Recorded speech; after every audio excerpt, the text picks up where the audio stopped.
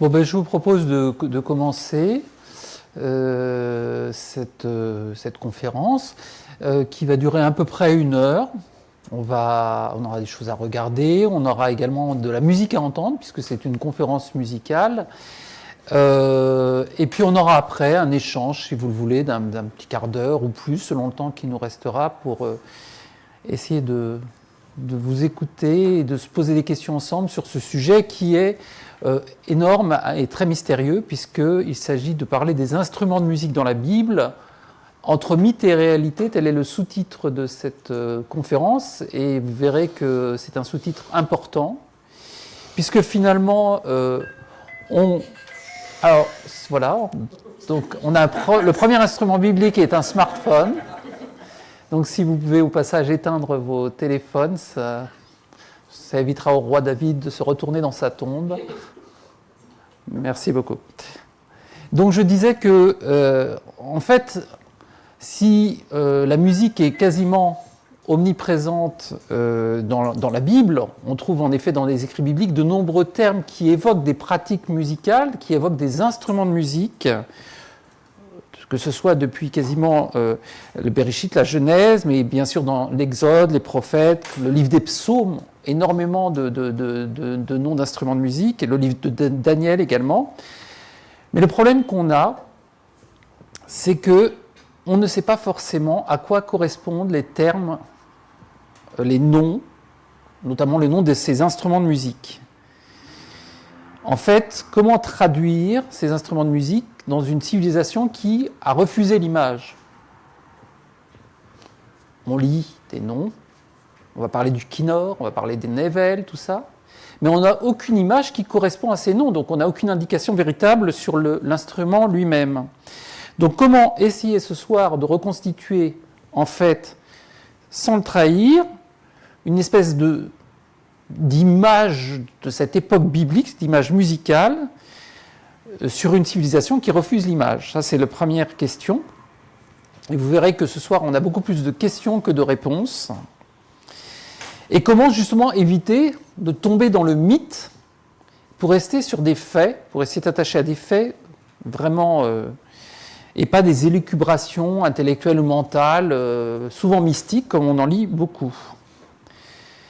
Ça va être cette tâche auquel je vais essayer de m'atteler avec vous durant ce moment que nous allons passer ensemble, donc démêler le mythe de la réalité historique, élaborer des hypothèses, vous les présenter sur les instruments bibliques et sur la musique de la Bible, et ce principalement à partir de traces tangibles retrouvées notamment durant les dernières fouilles archéologiques de ce siècle qui vient de passer, parce qu'on a retrouvé quand même pas mal de choses, et puis sur des études scientifiques sérieuses, parce qu'on verra qu'il y a eu des écrits qui le sont plutôt moins.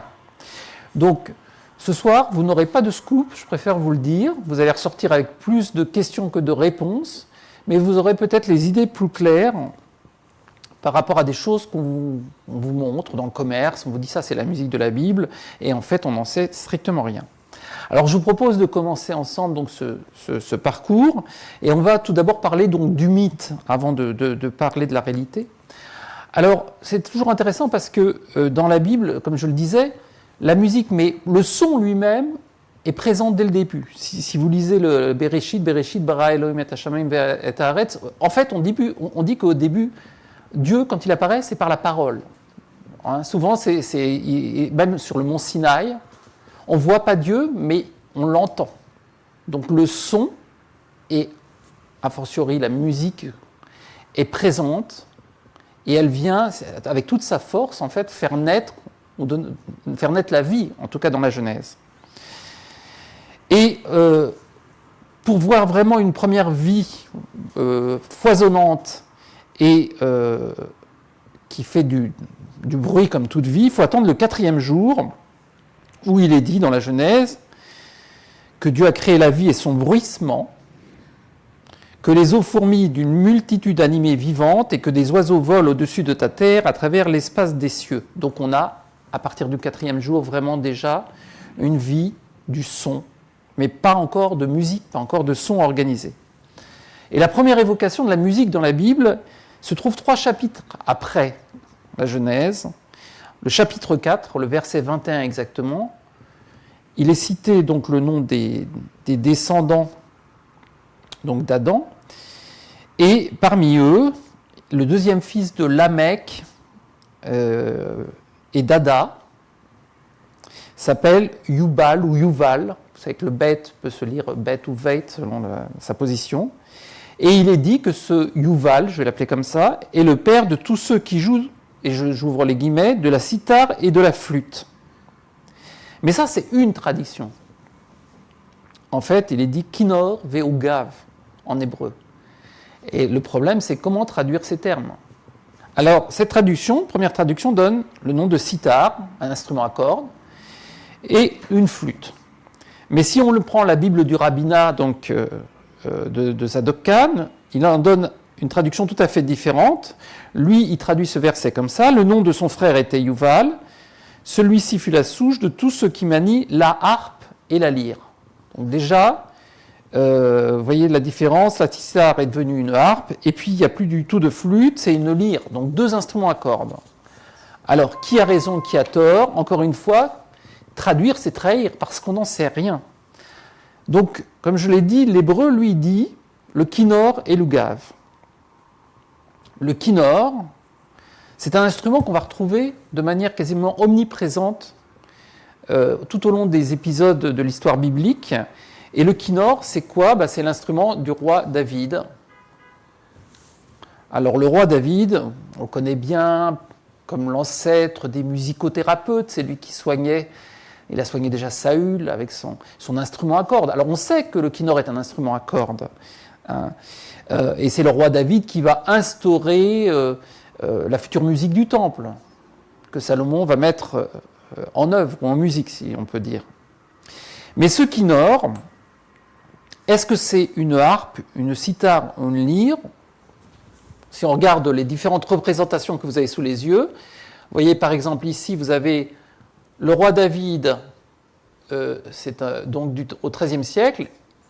Ici, c'est une harpe. Quelle est la différence entre la harpe, la cithare, la lyre? L'harpe, elle a une colonne ici de résonance, alors que la lyre, la lyre, c'est quoi? On va la voir, mais la lyre, vous pensez, ici, c'est une lyre. La lyre dérive de ce qu'on appelle l'arc musical. Alors, petite leçon d'histoire musicale rapidement, les instruments à cordes découlent en fait d'un seul et même instrument, c'est l'arc. Au début de la musique, les hommes préhistoriques, si on veut dire, ils ont d'abord, leur souci, c'était pas de faire de la musique, c'était de se nourrir, de survivre. Donc, ils chassaient. Et à un moment, ils ont inventé l'arc. Et puis, en attendant le gibier, ils pinçaient la corde. Et en pinçant la corde, ils se sont rendus compte que c'était sympa, ça permettait de faire de la musique. Et ils se sont rendus compte qu'en pinçant la corde, en coinçant le doigt, on pouvait varier la hauteur, ou qu'en la tapant avec des bâtons à des hauteurs différentes, on pouvait faire plein de choses, ou qu'en rapprochant sa bouche, ça pouvait servir de résonateur. Et c'est comme ça que progressivement, cet arc est devenu musical. Il existe encore des civilisations, mais très peu, notamment en Afrique, qui utilisent cet instrument qu'on appelle l'arc musical.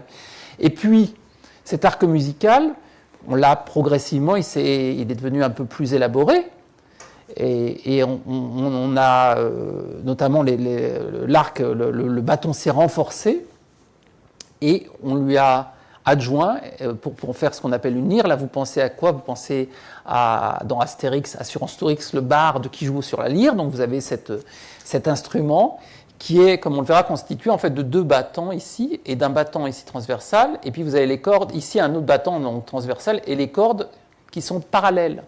Et c'est ça la différence. Les cordes, elles sont droites, elles sont attachées sur ce battant, alors que là, sur la harpe, ça part en biais comme ça. D'accord? Donc ici, ce qui joue, c'est évidemment la longueur de la corde vibrante sur la harpe, notamment. Sur une lyre, c'est la tension de la corde et son épaisseur. Donc vous voyez ici, deux représentations, une du XIIIe et une du XVe. Déjà, le roi David, il joue sur l'une de la harpe, sur l'autre de la lyre. Ici, alors là, c'est carrément une harpe moderne, 1581. Là, une petite harpe. Et ici, il joue du violon. Pourquoi pas? Sauf que le violon, avec cet archet, etc., est beaucoup plus tardif. Ici, c'est encore un autre instrument à cordes pincées, c'est un psalterion. Voilà, donc tout ça fait que on a en fait beaucoup de problèmes pour savoir qu'est-ce que c'est que cet instrument. Alors l'ougave, qui est le deuxième instrument qui est cité avec, dans les premiers instruments de la Bible, donc les instruments inventés par Yuval, le père de ceux qui manient le kinnor, donc un instrument à cordes, et l'ougave. Alors l'ougave, qu'est-ce que c'est ? Ça peut être un instrument à cordes, mais ça peut être également un terme générique, c'est ce que pense en tout cas Jérémy Montagu, un chercheur, un grand chercheur qui a écrit en 1996, que selon lui, donc, l'ougave, ça désignait globalement les instruments à vent, et donc c'était d'une certaine façon symbolique. Yuval était le père de tous les instrumentistes, aussi bien les instruments à cordes que les instruments à vent. En fait, le problème, comme je l'ai dit, c'est que on n'a pas de certitude aucune, puisqu'on n'a pas d'image qui nous permet de retracer les pratiques instrumentales de l'époque. Et certains ou certaines s'y sont attaqués, et parfois avec une certaine frénésie qui frôle le mysticisme, et je pense notamment, et c'est ce que je montre ici, à une dame qui s'appelle Susana Ventura, dont vous avez certainement entendu parler, qui en fait a fait des recherches sur la musique de la Bible, dans un contexte un peu spécifique. En fait, elle a fait ses recherches pendant la guerre, elle était cachée, et elle s'est investie dedans comme une espèce d'échappatoire, en fait. Et elle dit qu'en 4 mois, elle a retrouvé comment, en fait, chantaient les Hébreux à l'époque des temples. Parce que il se trouve que beaucoup d'écrits bibliques sont, en fait, quand on les note, accompagnés d'un système d'accents bibliques dont on va dire quelques mots, qui s'appelle le système des ta'amim, les accents, un ta'am, les ta'amim. Et Madame Susana Ventura a reconstitué donc ces musiques de la Bible. Alors, je vais vous faire entendre, ça sera une première pause musicale, un psaume, le psaume 29, reconstitué par Madame Ventura, et vous me direz ce que vous en pensez.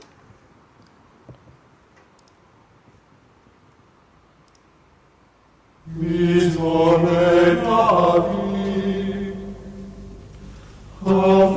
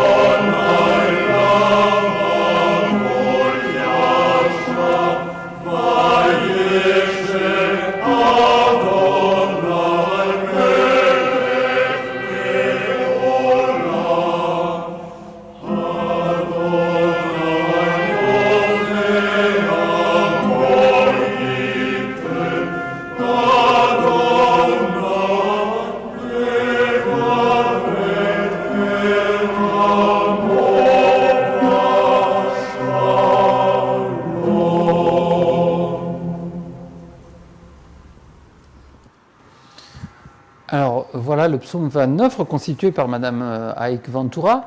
C'est très joli. C'est ce qui est aujourd'hui présenté quand vous allez dans les bacs à disquaires, s'il en existe encore aujourd'hui, comme la véritable musique de la Bible. Hein. Si vous recherchez, vous verrez, c'est ça que vous trouvez. Parce que personne n'a vraiment osé faire comme Susana Aik Ventura, essayer de reconstituer. Enfin, certains ont essayé. Mais là, déjà, on a un problème, c'est qu'on entend d'ailleurs un instrument à la fin. Un instrument qui, je pense, est un instrument avant, bien sûr, de type hautbois. Et on verra que les instruments avant de type hautbois n'étaient pas du tout utilisés au temple de David et Salomon. Ça, on en a par contre la certitude. Donc déjà, l'instrumentation, elle n'est pas bonne. En plus, sur quoi alors s'appuie donc Susana Aik Ventura? En fait, Susana Aik Ventura s'appuie donc... Je vais revenir donc ici... Donc voilà une présentation de Susana Aik Ventura. Et en fait, elle s'appuie sur un système donc d'accent biblique. Si on regarde le texte biblique, que ce soit le texte biblique ou même les psaumes, enfin tous les écrits, les ktuvim, on voit qu'il y a des petits signes qui sont en fait situés juste au-dessus des lettres ou en dessous des lettres. Et c'est un système qui a été élaboré en fait relativement tardivement, entre le 6e et le 9e siècle de l'ère chrétienne. Donc vous regardez par rapport à la musique du roi Salomon David, environ 10 siècles avant notre ère. Donc un système élaboré entre 16 et 19 siècles plus tard, qui permet en fait de lire, de cantiler le texte de manière correcte. En effet, entre le 6e et le 9e siècle, on a une période où l'hébreu n'est plus une langue parlée couramment, c'est plus la langue vernaculaire, et donc on peut avoir des soucis pour la lire sans se tromper. Et vous savez que l'accentuation est fondamentale, parce que si on ne met pas l'accent au bon endroit, ça peut changer le sens du texte. En plus, ça permet de découper le texte de manière syntaxique, c'est-à-dire de mettre comme des virgules, des points-virgules, etc., donc de donner du sens au texte. Et ce système donc, qui utilise ces petits accents, ces accents donc, indiquent la place de l'accent tonique et à la fois la ponctuation qui sépare ou qui lie les mots. Alors il y a en gros une trentaine d'accents, c'est pas rien. Il y a eu d'ailleurs plusieurs systèmes qui ont vu le jour. En même temps, ça a mis 3 siècles à être élaboré. Ça veut dire que ça a été un long processus. Et ça a permis quand même, et c'était ça l'objectif, de préserver la manière de réciter correctement les textes bibliques dans les synagogues. Alors, vous me direz quel rapport avec la musique ? Le rapport, il est que quand on récite le texte biblique, en réalité, on le cantile, donc on le chante, en tout cas sur une espèce de parler chanté. Et donc, ce système permettait de garder l'intonation qui accompagnait la lecture du texte biblique. Donc, ces accents, qui s'apprennent encore aujourd'hui, quand un chantre apprend à chanter la liturgie, il apprend à chanter avec le nom des accents, ce qu'on appelle le tableau de Zarka, Loar Zarka. Il apprend pour lire la Bible, la cantillation, chaque accent avec son intonation, ses intonations mélodiques. Segol, Sof, Pasuk, etc., etc., etc. Vous voyez, il apprend vraiment. Et alors, ce qui est compliqué en plus, c'est que selon les livres selon les livres donc de la Bible, c'est pas un même accent n'a pas forcément le même habillage mélodique. Par exemple, dans le livre de Daniel, où il n'aura pas le même, il se chantera pas de la même façon que dans le Pentateuque ou que dans les psaumes. Donc c'est excessivement compliqué. Ça veut dire qu'en fait c'est un simple moyen mnémotechnique, c'est en aucun cas un système solfégique. C'est pas notre système à nous, do, ré, mi, fa, sol, la, si, do, c'est pas notre système rythmique, c'est un moyen pour retenir, c'est tout. Et pour séparer surtout les mots et savoir où se placent les accents. Donc comme je l'ai dit, plusieurs systèmes ont coexisté pendant près de 3 siècles. Un premier système dit palestinien, qui se composait surtout de points. Un deuxième dit babylonien, donc qui a été fait à Babylone, de lettres ou de fragments de lettres. Et en fait, le dernier système qui a été adopté, c'est le système tibérien, donc qui a été fait à Tibériade, et qui est formé de diverses figures aux noms évocateurs. Par exemple, on a un accent qui s'appelle Ole Veyored. Pour ceux qui parlent hébreu, ça veut dire monte et descend. Rebia, accroupi. Alors on pense en fait que ce système, ce nom des accents, n'était probablement qu'une représentation graphique de ce qu'on appelle la chironomie, c'est-à-dire qu'on le voit sur les bas-reliefs égyptiens. À côté des chanteurs, on a quelqu'un qui leur guide avec la main quand est-ce qu'il faut monter ou descendre. Les intonations de la voix. Et ça existe encore, et ça existait dans beaucoup de civilisations, dans toutes les civilisations, quasiment. Et ça existe encore aujourd'hui. Si vous regardez dans certaines synagogues, quand on lit la Torah, à côté, il y a quelqu'un qui guide avec la main. Et donc, quand on dit par exemple monte, ole veyored, monte et descend, souvent la voix elle monte, puis elle descend. Donc voilà, c'est un système qui comportait donc pas loin de 30 signes, 29 exactement, et qui n'a pas été utilisé en plus de manière uniforme dans toutes les communautés, puisque certaines communautés ont négligé des accents secondaires qui étaient moins importants, d'autres l'ont carrément pas adopté. Et donc, malgré ce système d'accentuation, il se trouve que dans les communautés, un même accent ne se lit pas du tout de la même façon. Alors, je vous montre un petit peu. Donc là, voilà, Madame Aik Ventura a essayé d'attribuer en fait des notes à chacun des accents avec des mouvements. Alors voilà, un accent rébia accroupi. Pour elle, accroupi, on fait ça, on s'accroupit. Si, là, si. On descend et puis on remonte, on s'accroupit et on remonte. Pourquoi ça fait si, là, si et pas do, ré, do, je ne sais pas. Sur quelle base, je ne sais pas du tout. Le système psalmodique est différent. Donc on voit bien ici, vous voyez les accents ici au-dessus, là, ces petits accents-là, au-dessus ou en dessous des mots, ici. Il y en a quasiment partout. Tac, tac, chalchalette, une chaîne. Alors ça correspond effectivement ici aussi, ça correspond à des façons de cantiler, de réciter. Et donc elle leur a donné donc des équivalences en notes. Alors voilà l'exemple par exemple, voilà par exemple dans les Chroniques, le chapitre 16, comment le chanter dans la version de Susanna Aik Ventura. Le seul problème, c'est qu'en fait, elle ne tient pas du tout compte de ce qui de la tradition, enfin des traditions qui ont été véhiculées pendant des siècles dans les différents rites des différentes communautés. Que deuxièmement, elle utilise une gamme tempérée qui est notre gamme, do, ré, mi, fa, sol, la, si, do, alors que c'est pas du tout comme ça que c'était avant. Alors c'est un peu compliqué parce que les seules traces qu'on a en fait c'est des instruments de musique. On a retrouvé quoi? On a retrouvé des instruments de musique, parfois des flûtes, enfin des instruments qui ont duré dans le temps, où on a un accord, puisque quand on joue de la flûte, on a la hauteur du son. Et c'est pas tempéré, enfin pas complètement. En tout cas, beaucoup d'instruments ne sont pas totalement tempérés. Donc déjà, à la base, il y a quelque chose qui est un peu faussé. Alors donc, comme je vous le disais, comme chaque communauté finalement a fait des variantes par rapport à ses accents bibliques, Susanna Aik Ventura a décidé que finalement la musique dans la synagogue, ils avaient tout oublié, et que la vraie musique de la Bible a été perdue, et que c'est seulement en faisant l'équivalent donc de chaque signe égale une suite de notes qu'on allait retrouver la musique de la Bible, et c'est ce qu'elle a fait dans l'exemple musical précédent que je vous ai fait entendre. Alors on va entendre juste un autre exemple, qui est celui justement de la récitation du premier verset de la Genèse, le Béréchit, dans 6 traditions différentes, et vous verrez bien que même si on voit qu'il y a des parentés musicales entre la façon de réciter, ce ne sont pas du tout, si on le transcrit en notes, ce ne sont pas les mêmes mélodies. Donc ça veut dire que les communautés finalement n'ont pas gardé de manière fidèle, ou que c'était déjà séparé à l'époque en tout cas où ce système a été élaboré, que déjà on ne récitait pas, on ne cantilait pas la musique de la Bible de la même façon. Donc on l'écoute.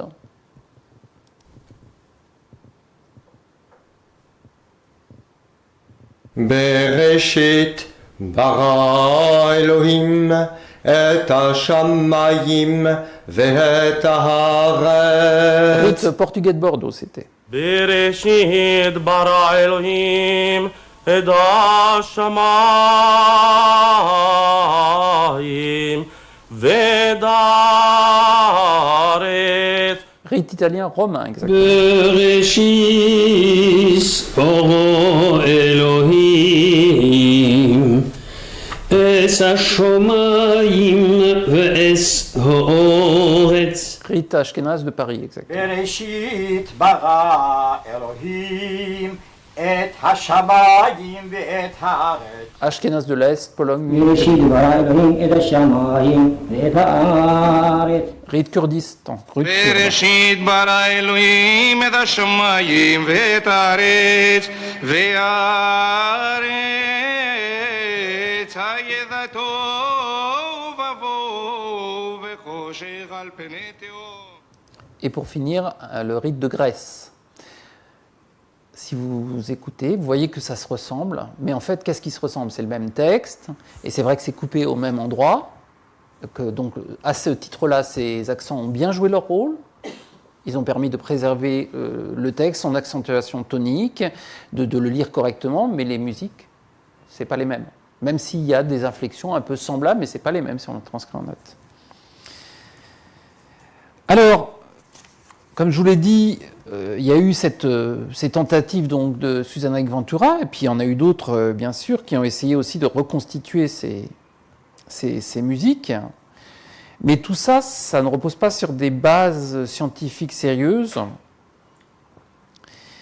Et aujourd'hui, je pense qu'aucun scientifique, aucun musicologue sérieux de ce nom peut dire « j'ai retrouvé la musique de la Bible, c'est moi la musique de la Bible révélée ». On va quand même entendre un exemple de ce Bereshit, puisqu'on entendait les autres, dans sa transcription, donc par Susana Ventura. Et c'est chanté que par Esther Lamandier. Elle a eu des très bons interprètes, donc on ne va pas se priver, c'est de la belle musique, mais ce n'est pas la vérité.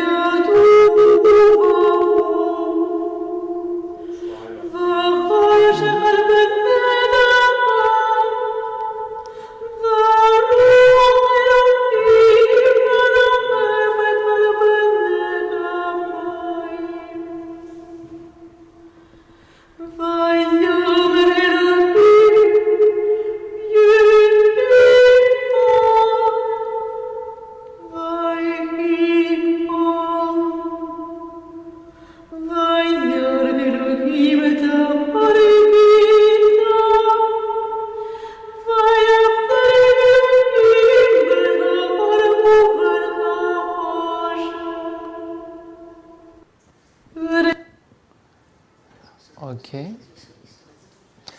Alors, donc voilà le mythe. Et maintenant, attachons-nous à faire un point sur ce qu'on sait aujourd'hui de ces musiques bibliques et des instruments. Les instruments, aujourd'hui, c'est simple, à l'exception du shofar, qui est le seul instrument qui reste aujourd'hui, qui existe encore aujourd'hui, instrument biblique qui est cité dans la Bible et qui n'a pas changé de nom et qui a passé les siècles. On connaît peu de choses. Comme je l'ai dit, interdiction de l'image, mais heureusement, on a de nombreux témoignages dans les écrits comme la Bible, la Mishnah, le Talmud, des témoignages historiques aussi comme les écrits de Flavius Joseph ou dans les manuscrits de Qumran. On a des descriptions des pratiques musicales de l'ancien Israël.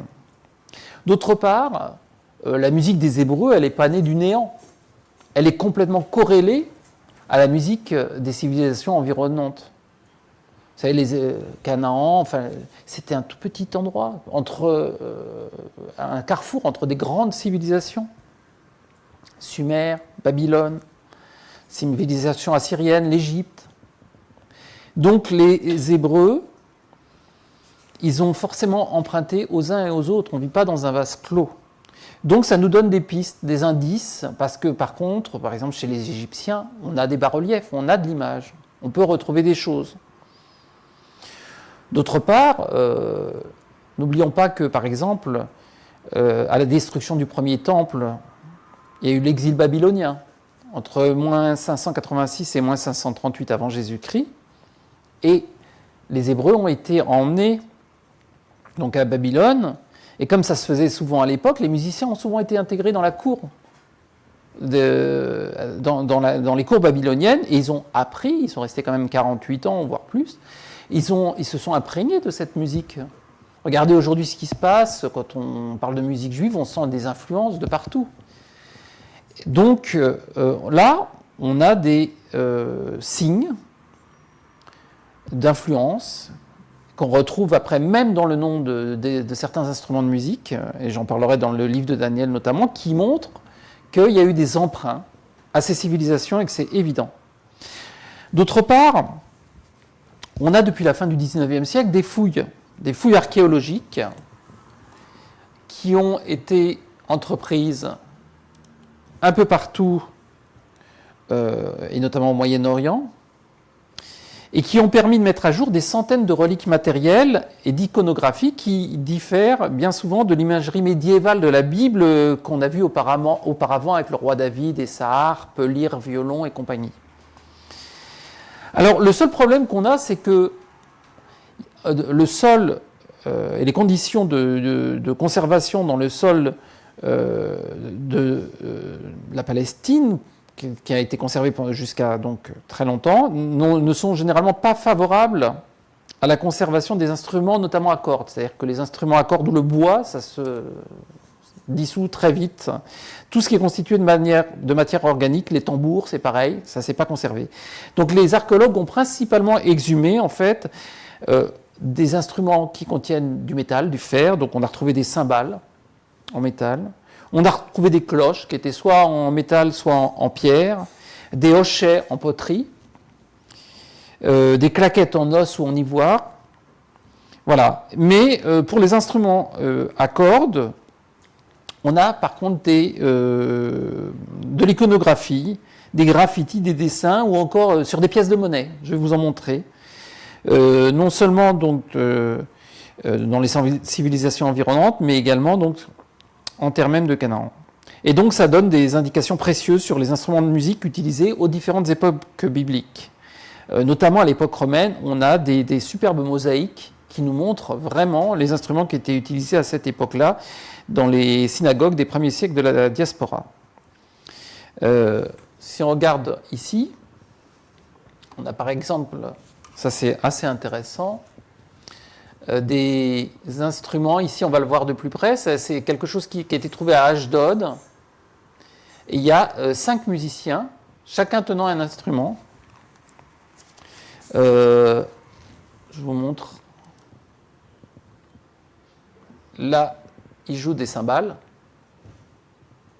Ici, on a un instrument avant à 2 tuyaux, un peu de type holos. Il a l'air d'être en métal ou en terre cuite? Là, il est en terre. Ici, c'est un joueur de lyre. On voit bien l'instrument avec la forme de la lyre. Ici, c'est de nouveau les cymbales. Voilà encore quelques...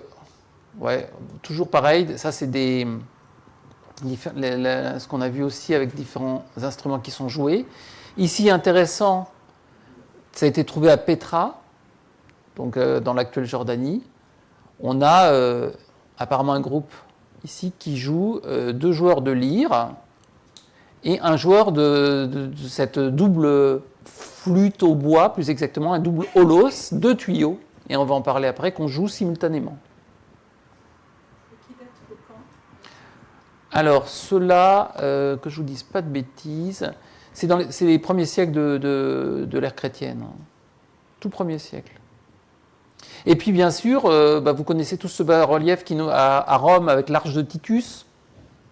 Vous savez, qui retrace la victoire des Romains et qui ont, après la destruction du second temple, et qui ont ramené donc, non seulement les captifs, mais tout ce qu'ils ont pu trouver dans le temple. Alors, ici, ça c'est une image bien connue, mais regardez un peu les trompettes ici, les fameuses trompettes, ce qu'on appelle la razzotzera. On les voit bien ici, de longues trompettes qui étaient probablement en métal, un métal précieux.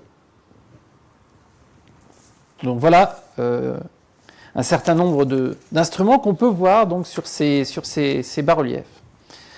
Alors à partir de ces bas-reliefs et en s'appuyant donc sur les travaux de mes prédécesseurs, je pense notamment à des musicologues comme Batia Bayer, Hanor Avnari, Jérémy Montagu dont j'ai parlé, Joachim Braun, Amnon Cheloar et Jean-Claude Silami, auxquels on doit plusieurs études assez intéressantes d'ailleurs sur la musique biblique, un essai assez savant de reconstitution de la musique de la Bible. Je vais tâcher de dresser donc une brève histoire de la musique biblique et un inventaire le plus exhaustif possible des instruments qui y sont cités. Alors il y a principalement 3 familles d'instruments qui sont cités dans la Bible. Donc la première famille, c'est les instruments à cordes, donc essentiellement de type lyre. Et on a plusieurs noms, c'est le kinnor, le nevel ou le nevel assor. Alors, la différence entre les deux, c'est probablement une question d'accord. Le nevel assor était une lyre avec 10 cordes, esser en hébreu. Donc nevel assor qui était... c'était probablement un nevel de plus petite taille en fait. C'était une question de taille. On a des instruments à vent, comme le shofar. Donc le shofar, c'est la corne que vous connaissez, de bélier ou de bouc. La ratzotsera, la trompette en métal précieux, généralement en argent, comme celle que l'on voit ici. Ou le ralil, qui est probablement l'équivalent de holos, ce chalumeau à double tuyau que l'on a vu. Alors c'est intéressant parce qu'aujourd'hui en hébreu, ralil, ça veut dire la flûte traversière, mais en fait dans les écrits, dans la Bible, on pense que c'était plus probablement ces 2 tuyaux qu'on jouait simultanément, on va voir comment. Et enfin, on a des instruments à percussion, des cymbales, tziltzalim ou metziltaim, des tambourins, le fameux tof, ou encore les cloches, pahamon ou pahamonim au pluriel. À noter que le chant est toutefois l'un des éléments qui est le plus cité dans la Bible, c'est-à-dire qu'on parle beaucoup plus de chant que d'instruments de musique. Alors, ça peut être du chant de la vie de tous les jours, chant de labour, des chants de guerre, des chants de fête, etc. Mais ça peut être aussi des chants, des cantiques qui comportent un caractère sacré, comme le cantique de Moïse, le cantique de Déborah, le cantique de Myriam, etc., etc.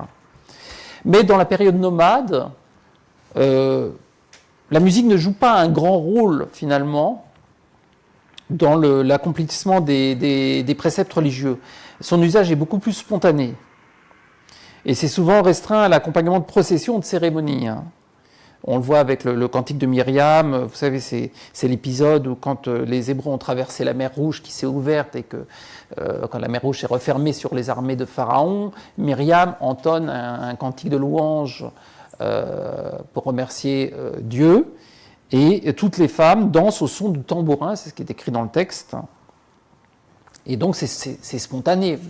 En fait, on va voir d'ailleurs, voilà, le fameux cantique de Myriam, un peu illustré au XIVe siècle, vous voyez avec leur tambourin et les femmes qui dansent. Alors, une version, encore une fois, vous voyez, beaucoup plus romantique, je dirais, au XVIIIe siècle. Alors, elle joue une espèce de hautbois ou de flûte ici, ce qui n'est pas du tout mentionné dans les écrits bibliques. Mais bon, c'est intéressant. Et cette pratique tambourinée, ce qui est intéressant, faite par les femmes, c'est qu'elle est encore en usage de nos jours dans tout le bassin méditerranéen. Donc c'est quelque chose qui existe depuis la plus haute antiquité et qui continue à exister.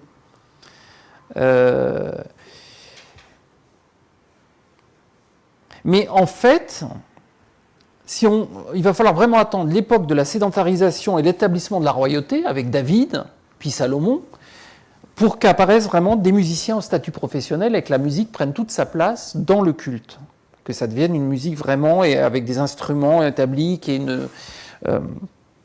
un corps de musiciens, les lévites, on en parlera, professionnels. Alors, David, le roi David, comme vous le savez, je l'ai dit au début, il est bien connu pour avoir soulagé la dépression, en quelque sorte, du roi Saül. Il jouait de la lyre et ça soulageait Saül. Mais sa fameuse lyre, et non pas sa harpe, parce que souvent on dit toujours la harpe de David, mais en fait, c'est très probablement pas du tout une harpe. Elle elle n'a pas forcément le son qu'on a l'habitude d'entendre, très doux, très, très mélodieux. Aujourd'hui, les lyres, il en reste très peu dans le monde, en fait, finalement. Et principalement dans un pays qui n'est pas si lointain que ça, un petit peu plus loin, c'est les principales lyres qu'on trouve sont en Éthiopie. Alors c'est assez intéressant parce que l'Éthiopie, c'était, enfin, la contrée appelée aujourd'hui Éthiopie était le pays d'origine de la reine de Saba. Et Salomon, comme vous le savez, a eu des descendants, notamment un qui s'appelait Ménélik, avec la reine de Saba. Et donc, que les lyres aient continué, qu'on trouve encore aujourd'hui des lyres, principalement dans cette région. Est-ce un hasard? Est-ce que c'est... Voilà, parce que ça a été maintenu depuis déjà à l'époque du roi Salomon, on n'en sait strictement rien. Mais en tout cas, c'est dans cette région qu'on trouve encore des lyres. Et je voudrais vous faire entendre un exemple musical d'une lyre éthiopienne. Et ça donne pas vraiment envie de... On sombre pas dans un comment dirais-je, voilà, l'extase, mais bon, là c'est un peu spécifique en plus parce que c'est utilisé, c'est une lyre très grave et c'est utilisé dans un contexte qui n'est pas du tout juif, mais c'est pas grave, on va l'écouter.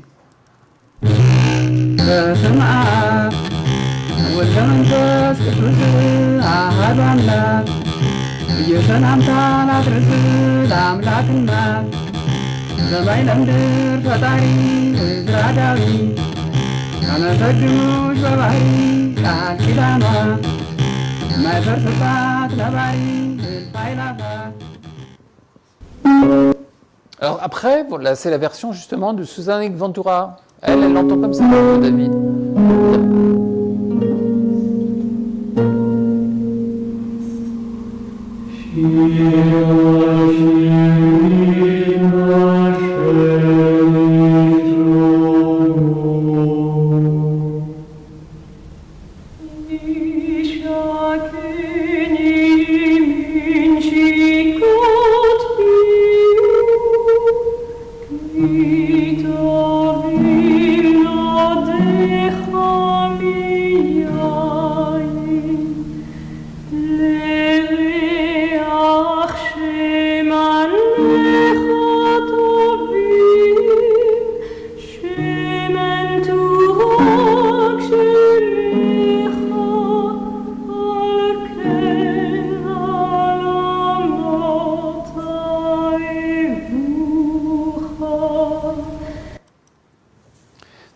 C'est plus beau, c'est plus...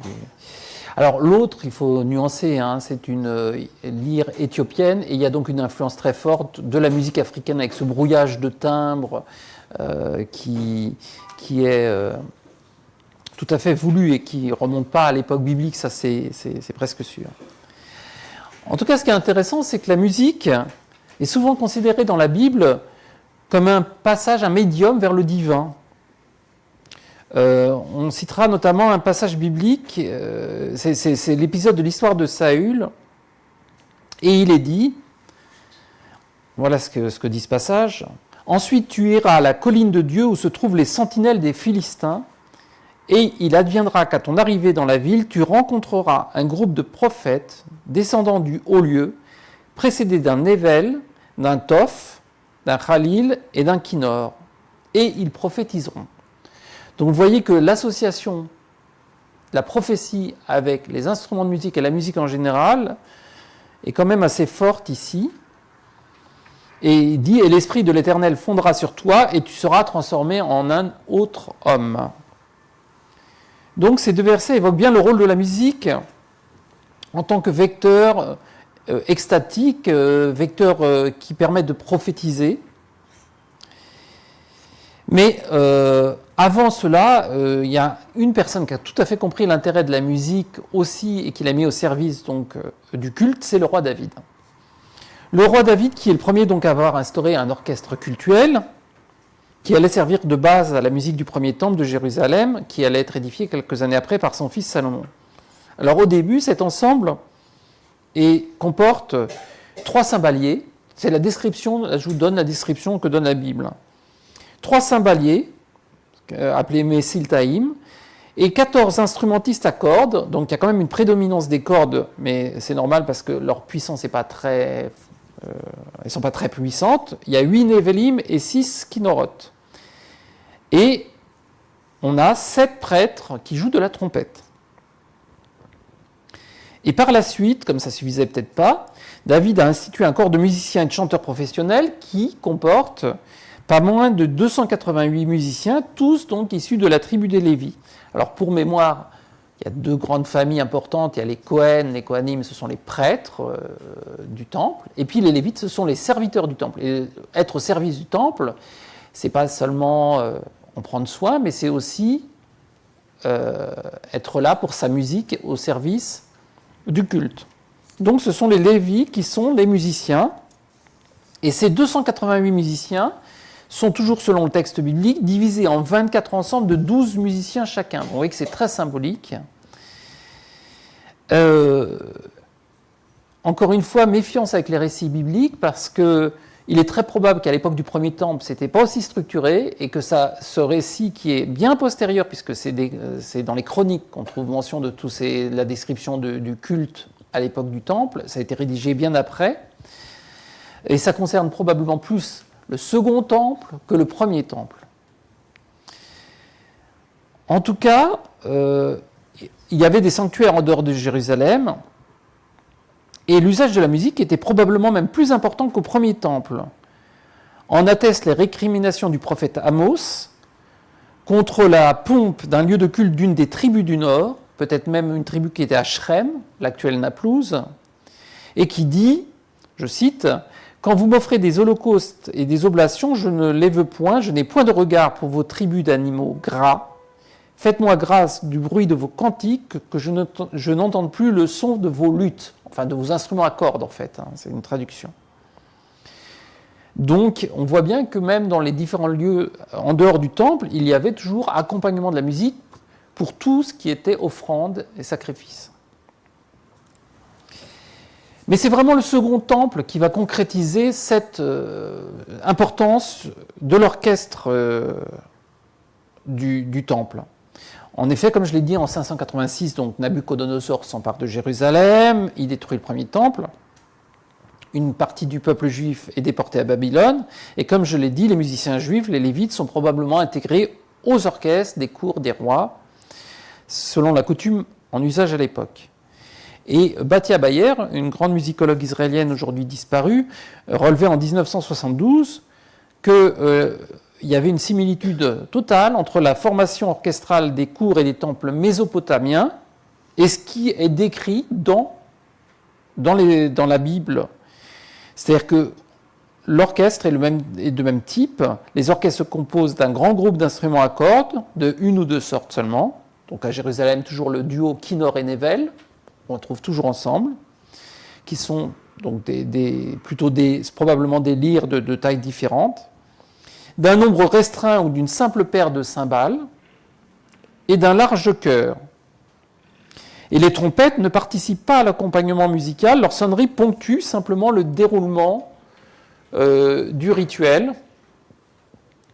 Alors, voilà une image très romancée, très hollywoodienne presque, de l'orchestre du temple. Alors, on voit toutes les trompettes ici, là, vous voyez le nombre de trompettes, le nombre de cymbales et tout, ça ne correspond pas du tout à la description finalement que nous donne la Bible et des orchestres babyloniens. C'était beaucoup plus restreint. Et vous voyez, bon, quand même, pour vous montrer un petit peu, parce qu'on n'a pas d'image, donc je suis bien obligé de vous trouver des choses, mais pour vous dire à quel point il faut se méfier de ce qu'on voit, parce que ça ne correspond pas du tout, finalement, à ce qui est dit dans les écrits bibliques ou ce qu'on a trouvé dans les orchestres des civilisations environnantes. Donc en moins 538, les Hébreux ont l'autorisation de revenir à Jérusalem, le fameux édit de Cyrus, donc ils reviennent pour rebâtir le temple. Alors c'est très précis, là aussi on dit qu'il y a 42 360 juifs qui reviennent, dont 200 chanteurs ou chanteuses. Ça c'est Ezra qui nous le dit. Mais il y aura d'autres après retour, et c'est là où la musique vraiment prend sa place dans l'organisation du rituel du second temple. Et ça n'a pas été sans mal parce qu'il y a une opposition, semble-t-il, entre les prêtres et les lévites qui, pour des questions de prestige, ont voulu absolument mettre en place, comme ils avaient vu à Babylone d'ailleurs, un accompagnement musical au culte, un accompagnement avec une certaine pompe. Et cette partie musicale du culte, qu'elle soit vocale ou instrumentale, était liée, comme je l'ai dit, aux offrandes des sacrifices. Et ce qui est intéressant, c'est que de nombreuses liturgies qui sont chantées au temple ont été conservées jusqu'à nos jours, dans les psaumes notamment. Les psaumes, vous savez, sont très anciens. Hein. Le nom de David est cité à maintes reprises. Enfin, on attribue à David un certain nombre de psaumes. Voilà. Et donc, comment on sait que ça correspond à divers actes cultuels? C'est tout simplement la subdivision, la division plus exactement des psaumes en membres de phrases, souvent en 2 membres, mais parfois en 3 membres de phrases. Donc dans chaque verset est divisé en 2 ou 3 membres de phrases, laisse supposer en fait, dans l'exécution musicale, le recours à la forme antiphonée, c'est-à-dire alternance de 2 chœurs qui se répondent. Donc là, imaginez sur notre image qu'on a peut-être 2 chœurs de chaque côté qui se répondent. C'est ce qu'on appelle donc la forme antiphonée.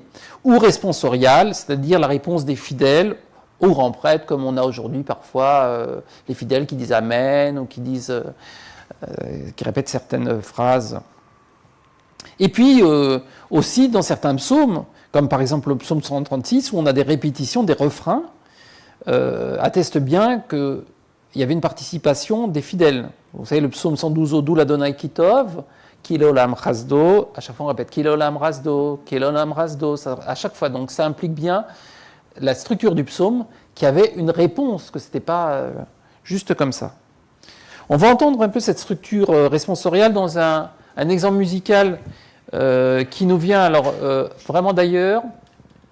Il s'agit, on a parlé des Juifs d'Éthiopie, il s'agit donc d'un exemple qui nous vient des Juifs éthiopiens, un chant du rituel de Shavuot.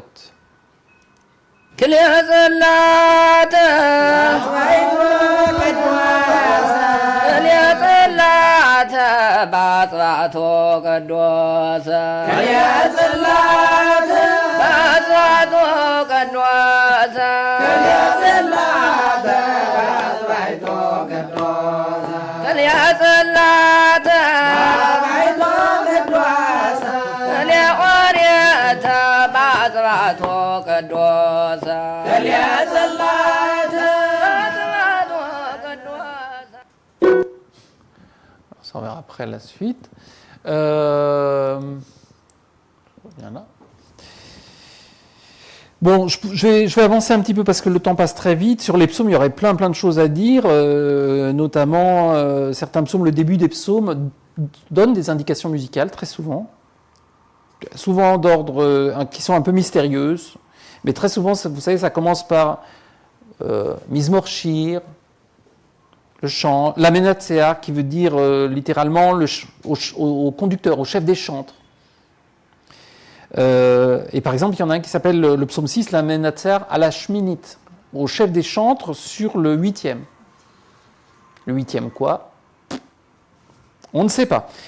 Alors après, certains ont dit c'était un 8e mode, ou c'était un instrument à 8 cordes, ou le chant est doublé à l'octave, on ne sait pas. En tout cas, on a des descriptions importantes sur le déroulement du culte, et par exemple, on avance dans le temps, au 1er siècle de l'ère vulgaire, on sait que l'orchestre du temple emploie au minimum 12 instrumentistes, donc 2 nevelim, 9 kinoroth et 1 metziltaim, donc une seule cymbale, auquel viennent s'adjoindre 12 chanteurs, et que la trompette, la ratsutsera, est sonnée par les prêtres uniquement lors des différents rituels, des différents sacrifices. Le fameux khalil, le chalumeau, qu'on voit souvent à double tuyau, est un instrument populaire, et il n'est utilisé au temple que 12 jours dans l'année, au cours de réjouissances particulières. Et on va voir qu'il est utilisé dans certaines circonstances seulement. Et puis, dernière mention, encore dans la Bible, d'instruments de musique importantes, c'est dans le livre de Daniel.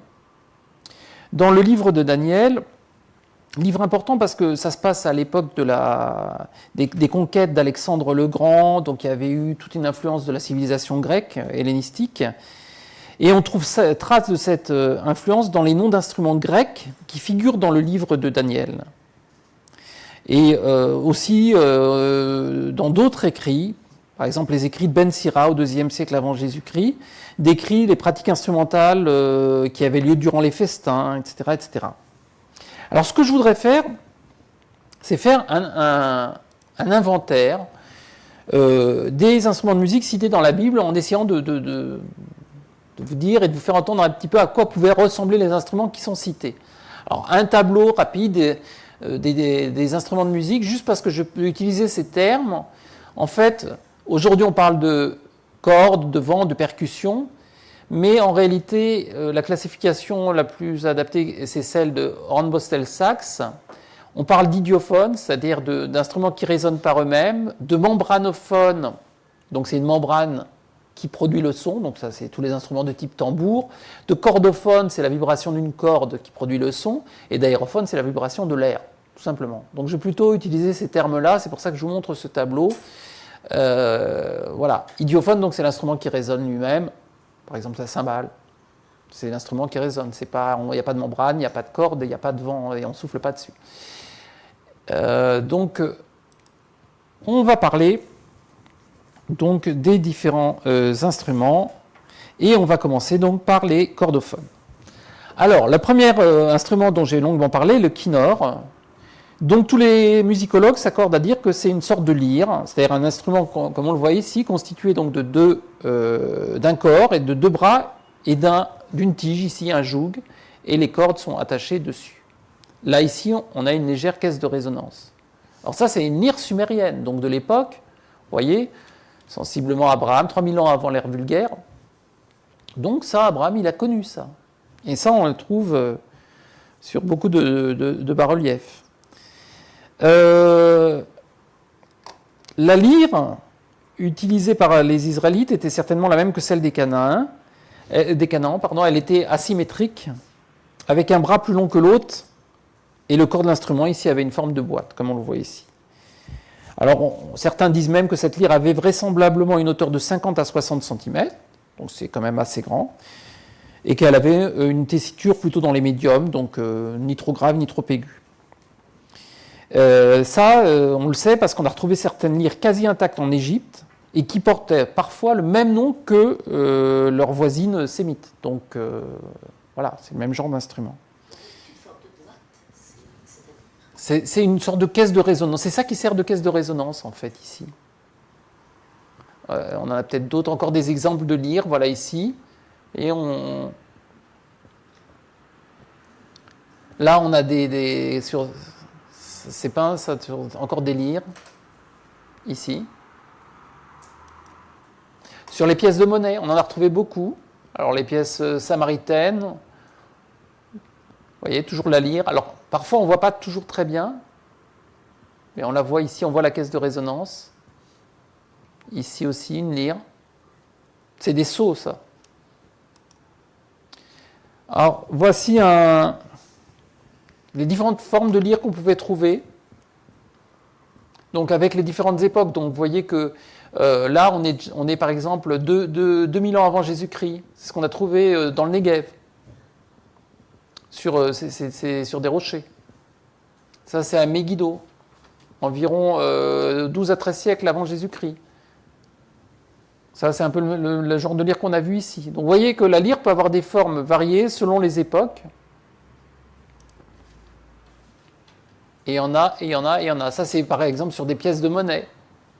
Donc, tout ça s'appuie sur des traces là, tangibles. Voilà, ça, c'est la monnaie à l'époque de Bar Korba. On trouve ce genre de lyre.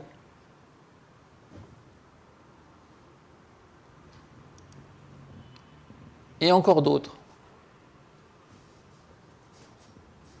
Voilà les lyres qu'on a vues. Alors le nével, comme je l'ai dit, c'est un instrument à cordes qui existe donc en deux différentes tailles, nével et nével à sort. Et Jérémie Montagu pense qu'il s'agit d'une sorte de lyre ou de harpe. Avnari pense quant à lui que le nével était plutôt une lyre, mais différente du kinnor, plus large et plus grave. Donc c'est une grosse lyre. Et les pièces de monnaie de l'époque de Bar Korba, qu'on a vu ici tout à l'heure, nous la montrent stylisée. Flavius Joseph, donc les écrits de Flavius Joseph, vous savez, c'est l'époque des Romains, nous dit qu'elle avait 12 cordes et qu'elle était jouée en la pinçant directement avec les doigts. Et on la trouve parfois sous le nom de nabla. Alors nabla, nevel, c'est pas loin, hein, c'est la même racine. Hein. Elle avait un son voilé ou sourd, donc on n'est peut-être pas forcément si loin que ça de l'instrument que je vous ai fait entendre, l'instrument africain qui s'appelle la bakana. Et ces cordes étaient faites d'intestins de mouton. Et le nevel assor, lui, était une petite lyre de 10 cordes au lieu de 12. Et ces deux instruments sont indissociables. Quand il y a un kinnor et un nevel à côté, ils jouent toujours ensemble, hein, ça c'est sûr. On écoute un exemple alors là c'est une harpe luth qui nous vient de Guinée, mais qui est assez intéressante à écouter. Hop.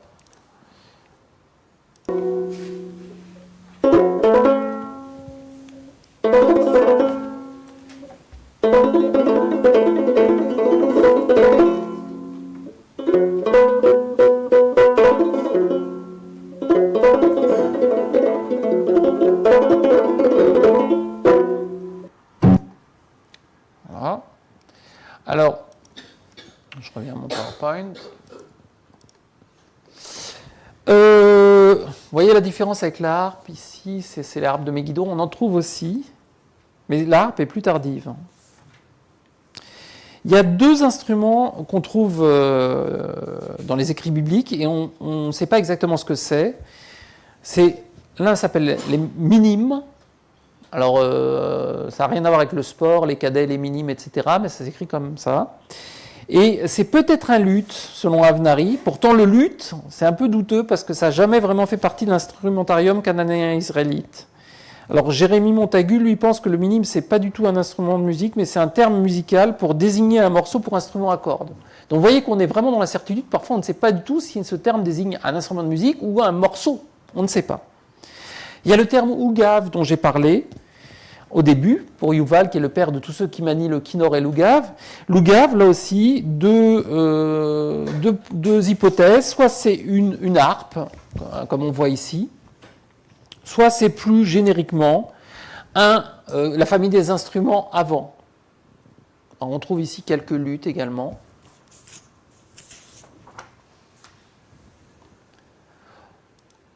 Comme le temps passe, on va passer à la suite et on va avancer avec cet instrument qu'on connaît bien, le chauffard. Et avec les aérophones, c'est-à-dire les instruments où le son est produit par l'air. Alors le chauffard, c'est l'instrument le plus connu. Et en fait, c'est probablement le même instrument qu'on trouve parfois nommé dans la Bible comme keren ou keren ayovel, qui veut dire la corne de bouc, enfin corne de bélier. Et c'est donc, comme je l'ai dit, le seul instrument qui est encore utilisé aujourd'hui dans le culte synagogal. C'est un instrument qui est très très symbolique. Hein. D'abord, savoir qu'on utilise uniquement la corne gauche du bélier et pas la droite. Et c'est comme ça, c'est la tradition. Et on sonne sa corne gauche en souvenir du sacrifice d'Isaac. Parce que d'après la légende, la corne droite est réservée au jugement dernier. Donc on ne peut pas prendre n'importe quelle corne. Et Montagu nous dit que le chauffard était surtout un instrument signalétique depuis des siècles et pas spécifiquement un instrument de prière. Et pourquoi signalétique ? Ça voulait dire qu'il était principalement sonné justement lorsqu'il fallait partir à la guerre, à l'assaut, lorsqu'il fallait rassembler le peuple. C'est vrai que c'est un instrument qu'on entend de loin, donc c'était dans ce contexte qu'il était utilisé. Et aujourd'hui, il est sonné essentiellement lors des fêtes du Nouvel An, donc Rosh Hashanah et puis de Kippour également. Et puis chez certaines traditions, le sonne également après le jeûne de Tisha B'Av ou dans certaines circonstances un peu particulières. Alors il y a 4 types de sonneries, on va l'entendre tout de suite dans l'exemple. Il y a le son long, c'est un instrument très... il a un jeu qui est extrêmement restreint. Soit on a un son long et ininterrompu, ça c'est tekiya. Soit on a une série de 9 sons saccadés, teroua. Je ne sais pas si j'en ai fait 9, vous compterez. Ça, on a shfarim, 3 sons brefs. Soit on a tekiya gdola, c'est à la fin, c'est un son très long et ininterrompu. On écoute donc une sonnerie tout de suite de chauffard pour nous mettre dans... Tekiya. Shfarim, 3 sons brefs. Teroua. Tekiya gdola. Et c'est fini. Vous voyez que c'est un son On appelle ça un instrument de musique, mais en réalité, c'est plus un instrument symbolique, un instrument voilà, qui vient rythmer l'office à des moments fondamentaux, qui sont notamment le début de Kippour, la fin de Kippour, vous voyez, enfin, le début de la période des 10 jours terribles entre Rosh Hashanah et Kippour. Donc c'est vraiment plus ça, c'est plus un symbole, et c'est peut-être pour ça d'ailleurs qu'il a subsisté, parce que comme vous le savez, ou comme je peux le rappeler, les instruments ont été interdits dans le culte, et dans la synagogue en particulier, après la destruction du second temple. Alors, c'est ce qu'on dit en tout cas. Est-ce vrai ou pas? Mais le fait est que dans la synagogue, on n'a pas d'instruments, et les rabbins se sont pendant très longtemps élevés contre l'usage d'instruments de musique à la synagogue. Et le shofar est un instrument souvent associé au jugement dernier. Alors, si on regarde les kabbalistes, ils disent qu'il est l'instrument du maître de la justice qu'il utilise pour dissiper le jugement rigoureux des hommes ou de Dieu lui-même. Ainsi, lorsque Dieu siège sur le trône du jugement et que les accusateurs lui apportent leur dénonciation, le peuple d'Israël parvient à force de prière et grâce à la sonnerie du shofar, à transformer la condamnation divine en pardon miséricordieux. Autrement dit, si vous avez fait des choses pas très bien dans votre vie, quand même, pensez à vous faire enterrer avec un shofar, on ne sait jamais. Alors donc, le shofar est associé donc à la présence divine. On le trouve mentionné lors du don des 10 commandements sur le mont Sinaï. Hein. Et puis, ça évoque la terreur et la crainte. Notamment, il est mentionné dans l'épisode de Jéricho, de la prise de Jéricho, où les murailles s'effondrent au son du shofar. Voilà, mais en réalité, il est aussi sonné pour donner l'alarme, pour terrifier l'ennemi.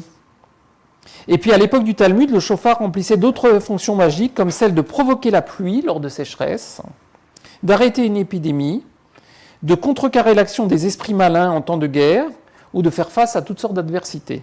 Donc, vous voyez, vraiment, on lui attribue des pouvoirs magiques. Voilà, pour le shofar.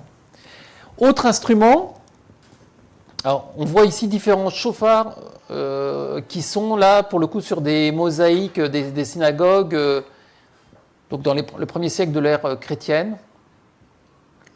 Alors ça c'est à Beth Shean, ça c'est à Tibériade. On voit ici les fameuses sonneries de shofar comme indiquées là. Ça c'est les indications de la sonnerie de shofar dans les textes.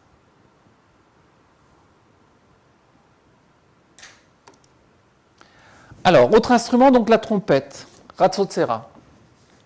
C'est une trompette donc faite de métal précieux, comme je l'ai dit. Elle était soufflée par les prêtres et utilisée lors des sacrifices au temple, des couronnements ou des guerres, notamment pour donner l'alarme.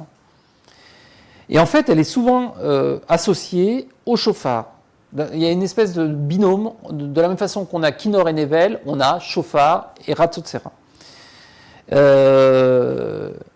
a un exemple dans les chroniques où il est dit, lorsque David ramène l'arche sainte à Jérusalem, tout Israël transportait l'arche d'alliance de l'Éternel en poussant des cris d'allégresse au son du shofar, des trompettes et des cymbales.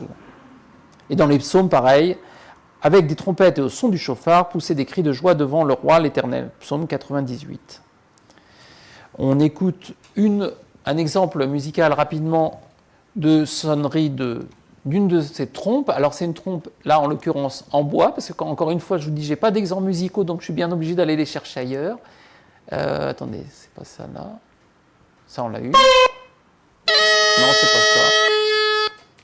Excusez-moi, il veut pas me donner. Ah ben je l'ai pas ici. Bon, mais ça c'est pas grave, on va la passer.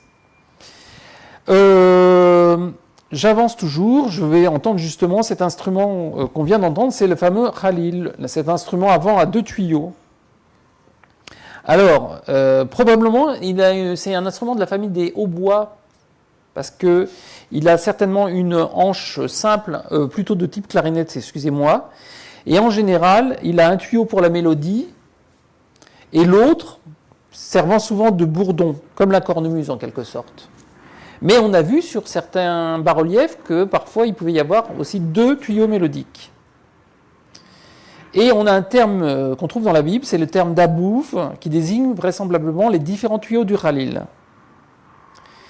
Et selon Amnon Shiloar, le Halil de la Bible était donc souvent fait de roseaux et composé de 2 tuyaux terminés par une embouchure munie d'une hanche unique, comme une clarinette, ou d'une double hanche comme un hautbois. Il n'est donc pas évident de classer le Halil comme une clarinette ou comme un hautbois, voire même comme une flûte double, parce que souvent, en fait, ça dépend de l'embouchure, et comme elle est dans la bouche du musicien, on ne la voit pas. On écoute 2 exemples Ah oui, alors là, il va me faire... Une clarinette double.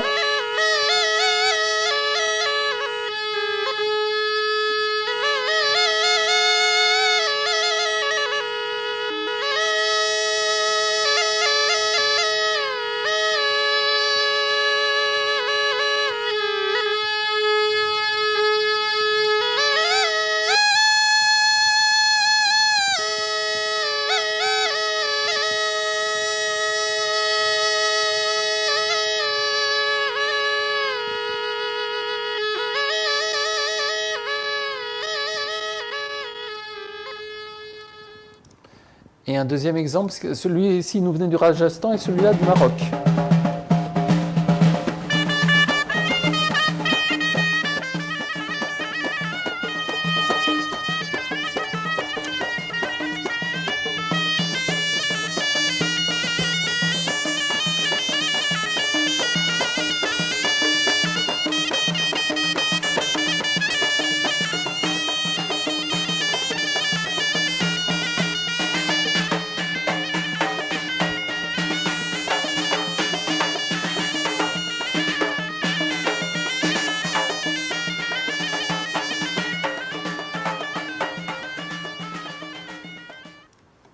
Alors sur ces, je vous montre rapidement quelques, voilà, le fameux Halil. Vous voyez que comme c'est dans la bouche, on ne sait pas exactement, on voit bien les 2 tuyaux à chaque fois.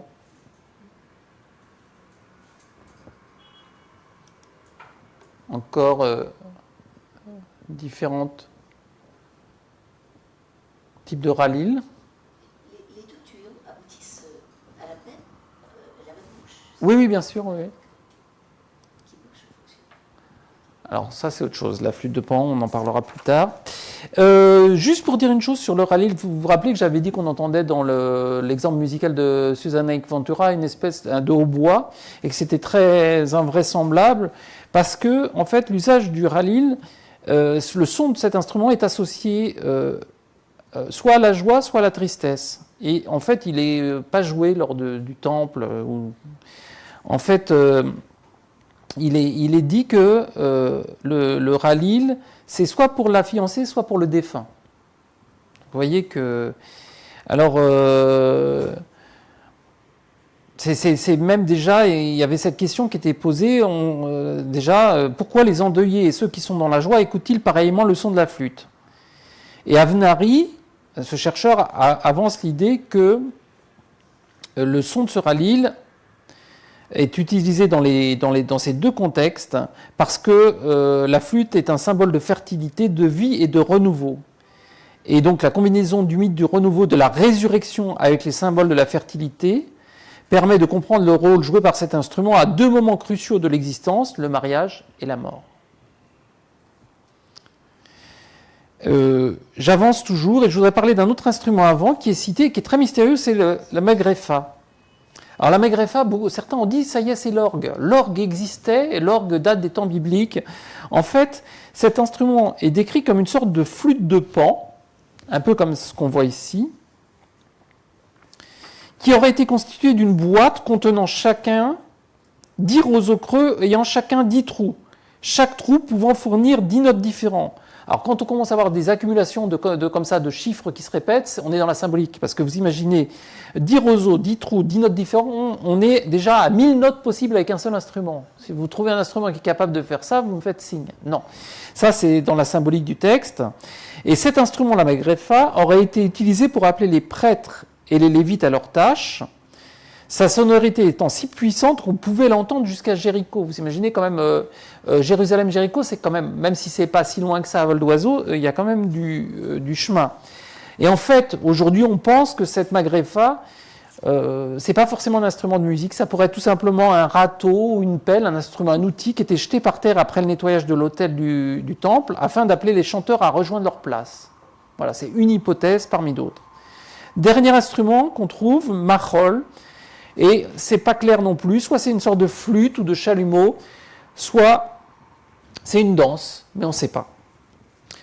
Les membranophones, pour finir, pas tout à fait pour finir, puisqu'on a les idiophones, là ça va être rapide, on a essentiellement le tof, qui est donc ce tambourin que vous voyez, sur cadre rond, qui est peu profond, et qui est donc joué principalement par les femmes et généralement associé à la danse.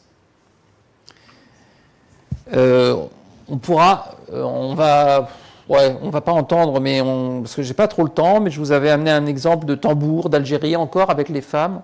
Est-ce que c'est comme le DAF? Le DAF, oui, c'est un instrument qui est assez, avec avec un cadre peu profond, il me semble, hein, qui est joué en Algérie, non? Souvent dans Toute la Méditerranée. Souvent par les femmes, c'est tof et DAF, c'est un peu pareil. Oui. Là, l'exemple que je voulais vous faire entendre, c'est des tambours bendir. Voilà. Ce qu'on trouve après, ce sont les idiophones. Alors, donc, ces instruments qui résonnent par eux-mêmes. Donc, c'est tout ce qui est hochet, petite cloche et sistre. Donc, principalement ici en poterie, en quelque sorte. Hein. On voit ici à l'intérieur là l'objet qui bruisse, qui vient cogner. Ça, c'est un sistre. On frotte dessus. Et cet instrument qui est mentionné donc dans les idiophones, on a plusieurs instruments. On a les ménanim, c'est un instrument qui est mentionné une seule fois dans la Bible, dans Samuel, lors du transport de l'Arche Sainte par David à Jérusalem, et ça désignerait peut-être un hochet en poterie, comme ceux qu'on voit ici. Cet instrument primitif aurait été remplacé à partir du 7e siècle avant Jésus-Christ par des cloches métalliques, les fameuses paamonymes. Mais d'autres chercheurs pensent que ces ménanimes seraient une percussion, une sorte de sistre, ce qu'on voit également ici. Autre type d'instrument qu'on voit beaucoup, c'est les cymbales. Alors là, il y a plusieurs appellations, metziltaïm, tziltsalim, tzilim, metzilot. Et là, on pense que ce sont des cymbales en bronze de différents types. Il y a des petites cymbales de 12 cm environ, qui étaient tenues avec une boucle au milieu pour les frapper. Et elles étaient tenues à la main ou suspendues. Elles étaient jouées par les Lévites au temple. Et puis les paamonymes, les fameuses petites cloches, là ici, voilà les cloches, en fait, sont mentionnées uniquement dans l'Exode, et plus tard par Flavius Joseph, donc il y a quand même une longue période. Et c'est sans doute des petites cloches petites, attachées à la tunique du grand prêtre, avec des ornements qui étaient appelés rimonymes, et ce qui permettait de signaler l'arrivée ou le départ du grand prêtre. On sait que les cloches ne sont arrivées au Moyen-Orient que vers le 7e siècle avant Jésus-Christ. Donc, vous voyez, c'est relativement récent dans l'histoire biblique qui remonte bien avant, mais c'est quand même ancien. Donc, à l'époque de l'Exode, les paamonymes n'existaient pas. Hein. Ça devait être de simples plaquettes métalliques qui s'entrechoquaient. Alors, on peut écouter un exemple justement de ces sortes de castagnettes métalliques. On va écouter de suite.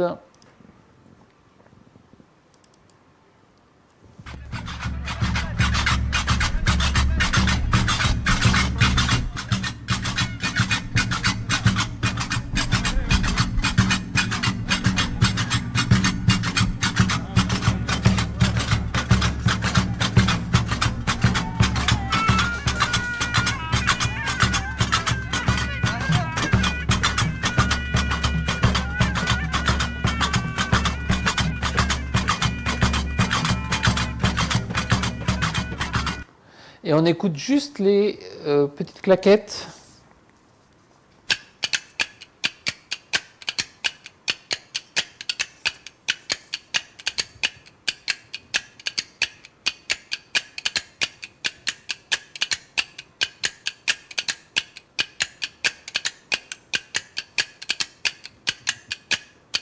Je crois que vous avez compris.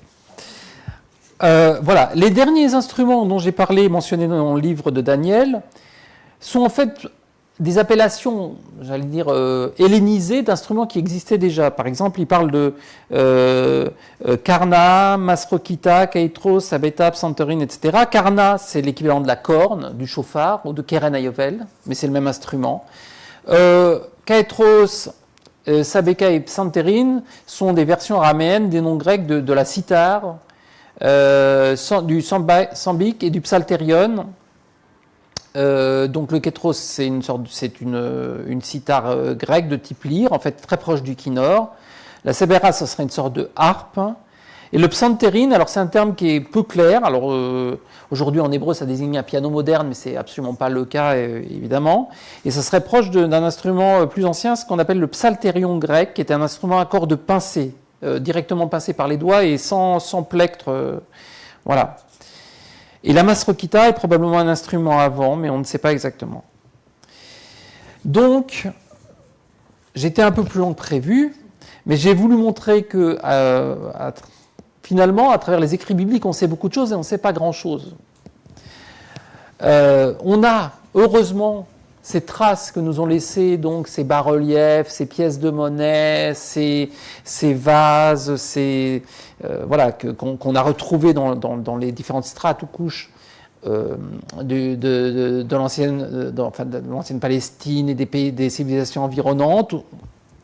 Et on sait que les Hébreux, comme je l'ai dit, ont forcément utilisé les mêmes instruments qu'il existait en Mésopotamie, en Égypte, en Grèce, etc.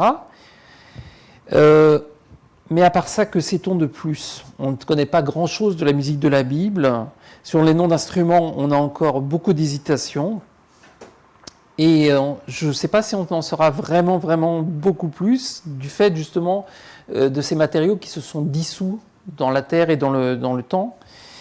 Donc on peut continuer à rêver, mais les musiques juives, en plus généralement, elles évoluent, elles changent, et il est évident que même quand on parle d'un instrument de musique, c'est pas forcément le même selon l'époque. Un nom d'instrument, par exemple, un kinnor ne va pas désigner, on l'a vu dans les différents types de lyres, le même type de lyre exactement, si ça date du 8e ou du 9e siècle, ou si c'est du 5e ou du 4e siècle, vous voyez. Donc, en résumé, on a fait un parcours bref qui nous montre surtout nos lacunes dans cette connaissance des instruments bibliques, et qu'il reste beaucoup de choses à faire. Donc tous ceux qui seraient intéressés à continuer à faire soit des fouilles archéologiques ou des recherches sont les bienvenus. Voilà, je vous remercie. Et il nous resterait peu de temps, mais s'il y a quelques questions ou des échanges, voilà, je vous écoute. Oui, madame, peut-être. J'ai fait un reportage sur... il y a eu une exposition à Lens, au Louvre de Lens, sur les instruments de musique. Je ne sais pas si vous êtes allé. Non. Alors, les luthiers se sont servis de morceaux d'instruments que les archéologues ont retrouvés, comme vous avez dit. Et puis, ils se sont inspirés, comme vous dites, des mosaïques, de ce qu'ils ont vu. Ils ont reconstitué, ils ont mis des parties, ils ont reconstruit l'instrument de musique et on nous a fait entendre le son. Et c'est très émouvant parce que c'est vraiment le son antique, puisque c'est reproduit comme ça. Alors, ça dépend quel type d'instrument c'était, parce que si c'est des instruments à cordes, on ne sait pas exactement pour reconstituer la tension de la corde. Voilà, des sistres ou des instruments à vent, oui. Oui, et c'est extraordinaire de pouvoir les reconstituer. Ah, tout à fait, tout à fait. Et certains scientifiques, alors par exemple Jean-Claude Silami, s'est appuyé justement pour faire des tentatives de reconstitution des musiques bibliques sur l'accord de certaines flûtes mésopotamiennes qui ont été retrouvées. C'est une recherche qui va assez loin. Je crois qu'il y avait une autre question, monsieur. En fait, il y a, à propos de cette exposition de Lens, musique, écho de l'Antiquité, il y a un beau catalogue, il y a beaucoup de choses dedans. D'accord. Mais je voulais vous parler vous poser la question, les piyutim, enfin tout le mouvement des piyut.org, là, vous savez, le site. Oui. Il y a tout un travail très important. Il y a les piyut de tous les pays du Moyen-Orient, enfin tout à fait. Au Maroc. Et on a vraiment l'impression, quand on les entend, que c'est vraiment qu'on retourne à l'époque de la Bible. Hein. Alors, là, on rentre dans un vaste sujet. Je vais essayer de répondre en 2 phrases. Les piyutim, c'est des poésies religieuses. Leur création est bien plus tardive que l'époque de la Bible, en fait. Ça a été créé, les piyutim, sensiblement à l'époque, d'ailleurs, des Ta'amim, c'est-à-dire on est à peu près vers le 4e, 5e, 6e siècle et au-delà de l'ère chrétienne. Donc, bien après ce qu'on appelle l'ère biblique. Enfin, on a tendance à considérer, si vous voulez, que la destruction du Second Temple marque un peu la fin de cette ère biblique. Et les piyutim, on a forcément adopté la musique de l'époque.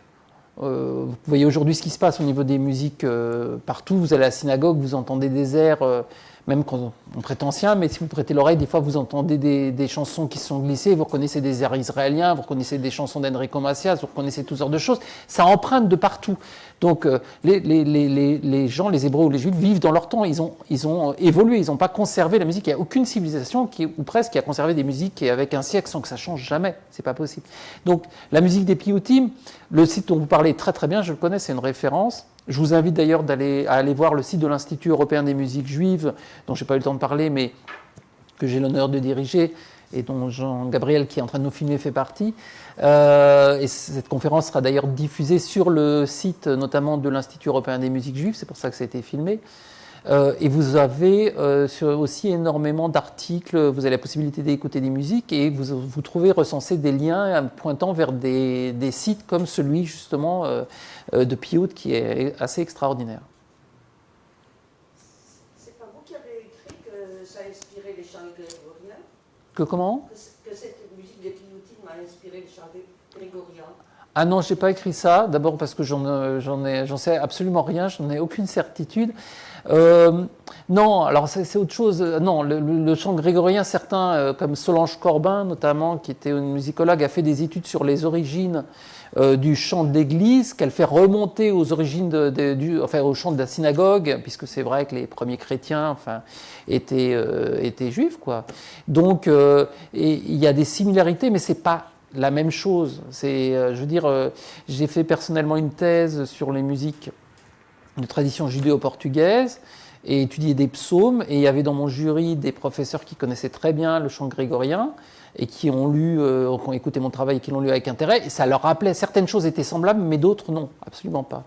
Alors il y a des usages, par exemple, c'est vrai, quand on cantile ou quand on psalmodie, l'usage d'une note tenue comme une espèce de teneur, on répète avec ça, c'est commun avec le chant grégorien.